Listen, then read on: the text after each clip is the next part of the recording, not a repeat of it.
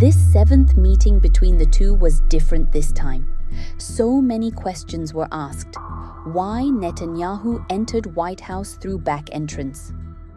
Israeli Prime Minister Benjamin Netanyahu arrived at the White House on Wednesday for a high-stakes, closed-door meeting with President Donald Trump, a visit marked by tight security and a notable lack of public fanfare.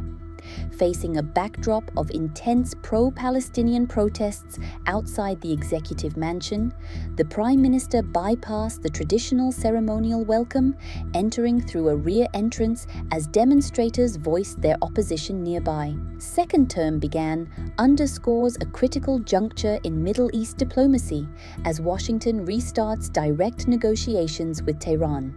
Israeli media have reported that Prime Minister Benjamin Netanyahu entered the White House through a rear entrance on Wednesday as pro-Palestinian demonstrators gathered nearby ahead of his meeting with U.S. President Donald Trump. The newspaper Yediot Aharonot said the meeting between the two leaders had begun at the White House, adding that chants from protesters could be heard in the area. It reported that a pro-Palestinian demonstration was taking place near the building at the same time. Haaretz also reported that Netanyahu used a back entrance and that no official photographs were taken upon his arrival. According to Israeli media, discussions between the two leaders are expected to focus primarily on Iran, while also addressing developments in the Gaza Strip.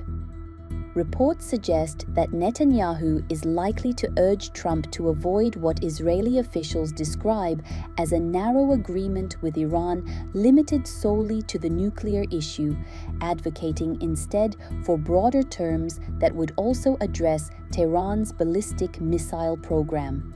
The meeting marks the sixth encounter between Netanyahu and Trump in the United States since Trump began his second presidential term in January last year, according to the reports. Netanyahu had originally been scheduled to meet Trump next week during the annual conference of the American-Israel Public Affairs Committee, AIPAC.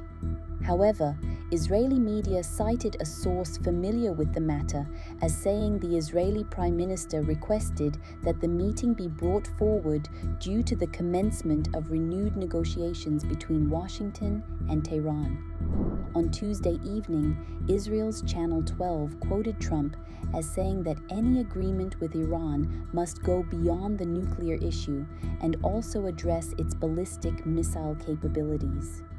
"We can reach an excellent agreement with Iran," Trump reportedly said, adding that he expects a second round of U.S.-Iran talks to take place next week.